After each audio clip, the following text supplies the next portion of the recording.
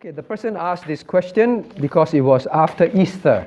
So the person asked, how many angels were there when Mary Magdalene and the other Mary came to the sepulchre? All right, so the person during Easter was reading, say, so how many angels?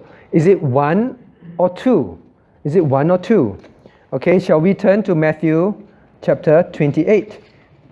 And also, there was a further question. There was an angel that sat upon the rock. Did the angel disappear?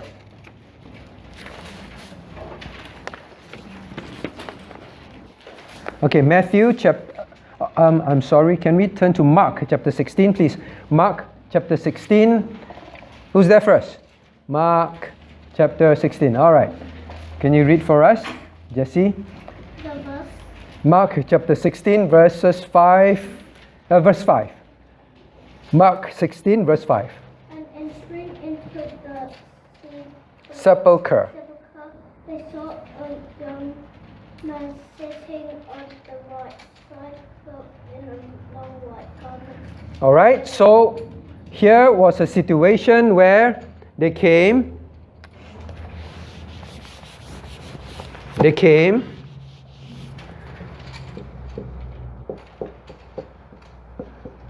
All right, they came. The ladies came. And they looked into the tomb. I think the tomb has a few steps down. And then where the body used to lay. All right, so this is the opening with the steps going down. So they looked in.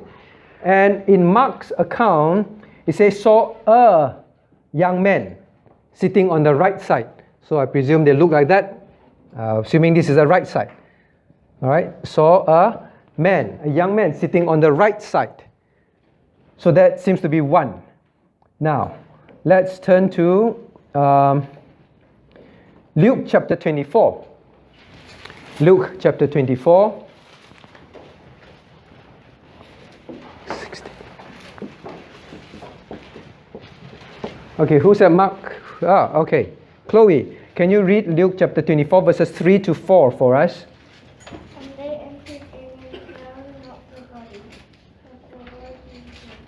And he heard and they were much perplexed thereabout. Behold, two men stood by them in showing God. Okay, so in Luke account, so Mark account, 1. Luke account, saw two. So the person asked, were there one or two angels? Were there one or two? What do you think, Shalomia? One or two?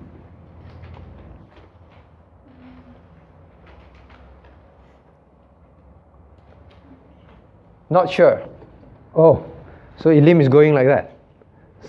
Elim says hi. 2. You think that's 2?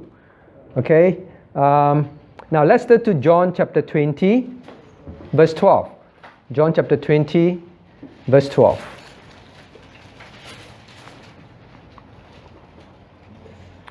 Who's there? Chloe again. How come the rest are so slow? Shama, you're there? All right, Shama, can you read for us John chapter 20, verse 12? And see 2 angels in white sitting, the one at the head and the other at the feet, where the body of Jesus had lain. Okay, in this account, John gives the perspective. They saw 2 angels in white, one at the head and the other at the feet. So, one at the head of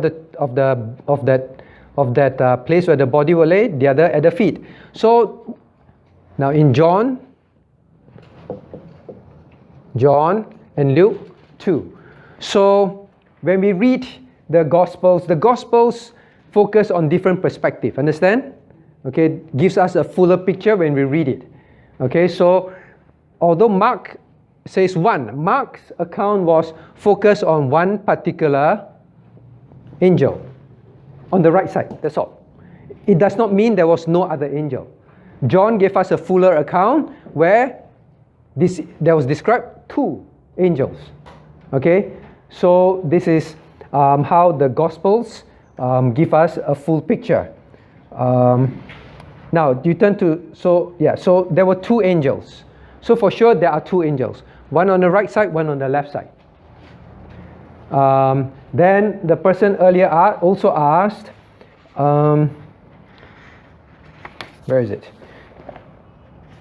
We read about in Matthew's account, the angel of the Lord descended from heaven and rolled back the stone and sat upon it. So the question is, when the disciples arrived, did the angel disappear from the rock? So this is the tomb.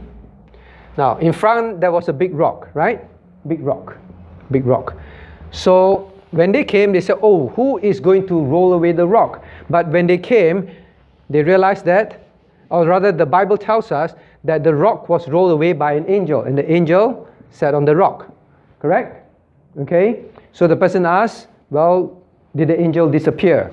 The Bible doesn't really tell us, is this angel different from the other two angels? Were they two different? A third angel? Don't really know. But the Bible simply says there was an angel that rolled it away and sat on it. Maybe after that, he got down and he was one of them. Don't know.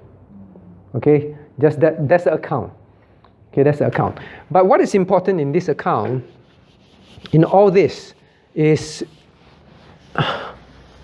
remember the sequence. Because when you read, unless you're clear in your mind, some people say, oh, there's contradiction in the Bible and so on. Just remember the accounts, if you're in your mind very clearly, the steps go down, the body.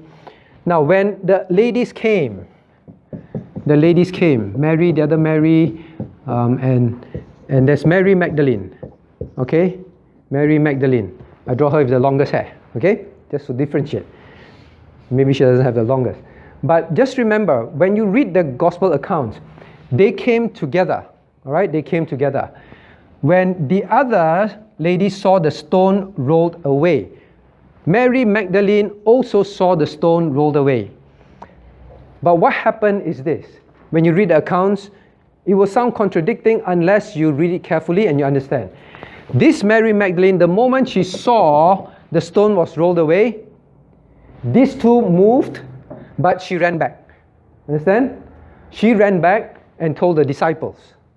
She didn't go further with them. Okay? Always have this clear in your mind. And then these two saw, and then when these two saw, they went back. But when they were going back, Mary Magdalene came back, and she came back alone. And then she sat there alone, and that's when she thought Christ, the gardener was Christ and all that. Okay, so you must know this account so that you don't think there's a contradiction. Once you understand the sequence, you read it, it's very clear. But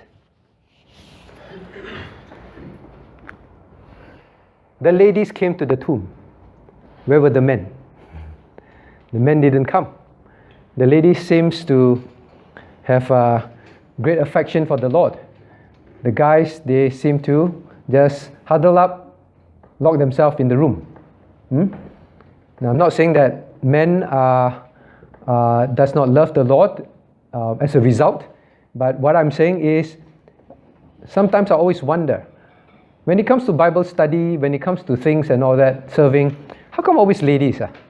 The men don't seem very interested. Is that a problem? Maybe we should examine our hearts. But the ladies, they love the Lord very much. They showed it a lot more. I'm not saying that the male disciples did not love the Lord, but I think there are things for us to learn also. Right? Peter and John did run very quickly. They did run very fast when they heard the news. But the ladies just went there early in the morning on their own. Who wakes up early in the house? Is it the mother or the father? In your home. Gets up, do your devotion. The man still sleeping. So they woke up early and they went to look for the Lord. Let us all, male or female, love the Lord like Mary Magdalene and the ladies. Okay? Now, someone asked, what is the difference between psalms, hymns, and spiritual songs? Someone also asked, can we just have instrumental music? Can we worship God with instrumental music?